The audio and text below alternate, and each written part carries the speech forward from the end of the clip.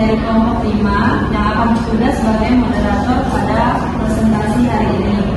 Sebelum kita masuk ke sesi presentasi, izinkan saya untuk memperkenalkan para pemateri terlebih dahulu. Pada pemateri saya persilakan. Perkenalkan, nama saya Tasika Amalia sebagai pemateri pertama. Perkenalkan, nama saya Sisa Putri sebagai pemateri kedua. Perkenalkan, nama saya Dharma Saripati Airi sebagai pemateri ketiga.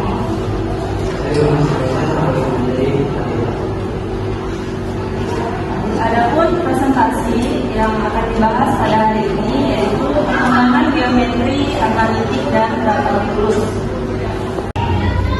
Pada materi pertama saya persilakan. Terima kasih kepada moderator. Izinkan saya berdiri.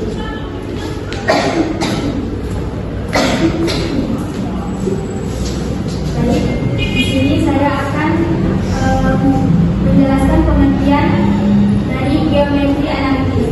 Geometri analitik adalah cabang matematika yang menggabungkan geometri dan aljabar. Juga menggunakan sistem koordinat untuk mempresentasikan titik, garis, dan kurva. Dengan sistem koordinat kartesius sebagai dasar analisis grafik yang memungkinkan penyelesaian masalah secara sistematis dan numerik.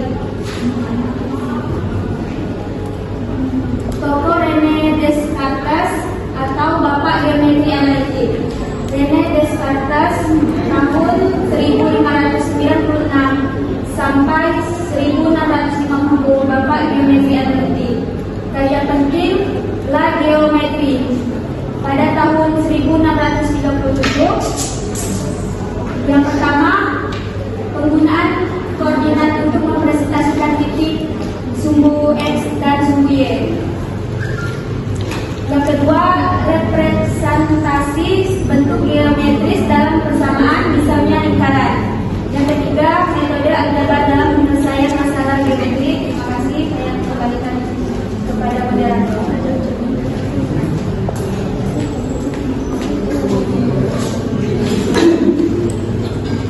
Terima kasih kepada pemateri pertama. Selanjutnya kepada pemateri kedua saya persilakan. Terima kasih kepada moderator atas kesabarannya. Di sini saya akan membahas tentang tokoh Pierre de Fermat dan kontribusinya dalam geometri analitik dan juga Christian Huygens dan pengaruhnya. Yang pertama kita akan membahas tentang Pierre de Fermat, seorang matematikawan asal Prancis yang hidup pada tahun 1607 sampai 1665. Ia berkontribusi penting antara lain yang pertama ia mengembangkan geometri analitik secara independen. Kemudian ia juga menemukan metode maksimum dan minimum fungsi yang merupakan cikal bakal dari kalkulus diferensial. Kemudian Fermat menggunakan persamaan kuadrat untuk menggambarkan kurva. Dan yang terakhir, ia juga memberikan kontribusi besar dalam teori bilangan. Selanjutnya, Christian Huygens dan pengaruhnya. Beliau seorang ilmuwan dan matematikawan asal Belanda yang hidup dari tahun 1629 hingga 1635. Kontribusinya, ia melakukan studi terhadap kurva sikloid untuk osilasi pendulum. Kemudian dia juga mengembangkan konsep osilasi dan gelombang. Tak hanya itu, Huygens juga mempelajari luas dan panjang kurva dengan pendekatan integral. Dan saya sebutkan juga. Baik, terima kasih kepada pemateri kedua atas pemaparan materinya. Selanjutnya kepada pemateri ketiga saya persilakan. Terima kasih kepada moderator. Di sini saya akan menjelaskan beberapa tokoh matematikawan Italia abad ke-17. Yang pertama ada Evangelista Torricelli. Nah, yang perlu diketahui, tokoh ini salah satu yang mengembangkan konsep parabola dalam proyektil. Seperti dalam mata kuliah STEM, jika kita belajar tentang gerak dan proyektil, itu salah satu contohnya bentuk pengembangan dari konsep yang Evangelista Torricelli itu kembangkan.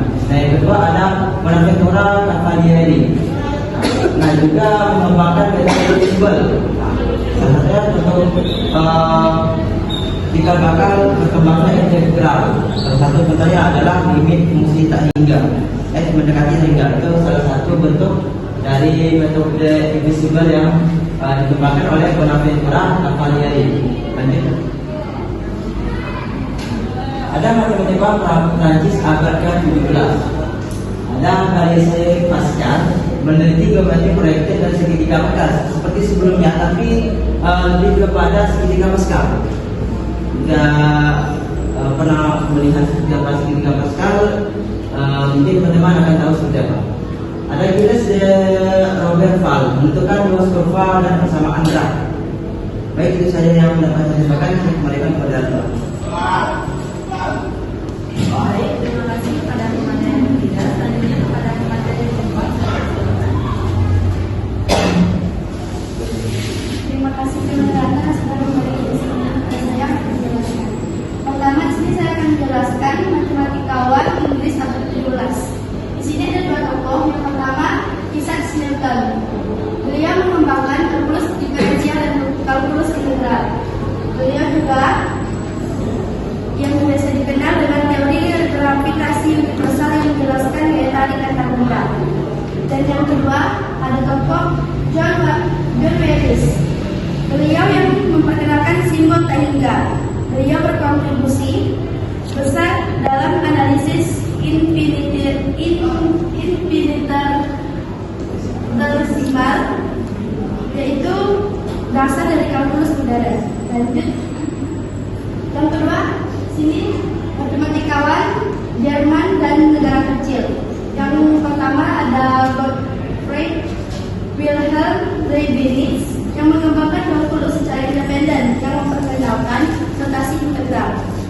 Dan yang kedua ada Johann dan Jacob der Nautilus yang mengembangkan teori deret hingga. Beliau menggunakan teori integral dalam fisika, termasuk dalam studi gerak dan fluida. Sekian yang bisa saya sampaikan, saya kembalikan kepada Rata. Baik, terima kasih kepada pemateri yang kedua. Terima kasih kepada pemohon atas pemaparan materinya yang sangat menarik. Selanjutnya kita masuk ke sesi tanya jawab. Bagi teman-teman yang ingin bertanya atau memberikan tanggapan, saya silakan.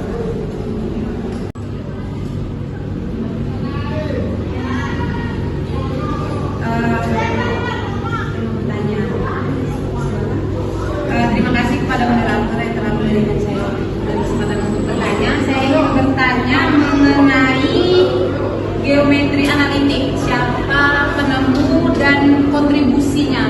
Kalau bisa diperjelas lagi. Sekian dari saya. Terima kasih. Terima kasih kepada Pak Ben. Selanjutnya untuk pertanyaannya ditampung terlebih dahulu. Kepada teman-teman yang masih ingin bertanya, saya persilakan.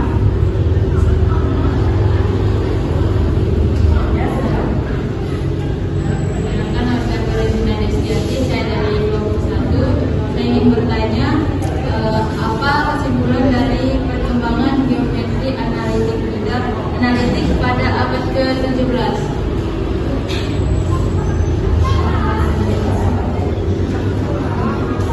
Terima kasih kepada Destianti.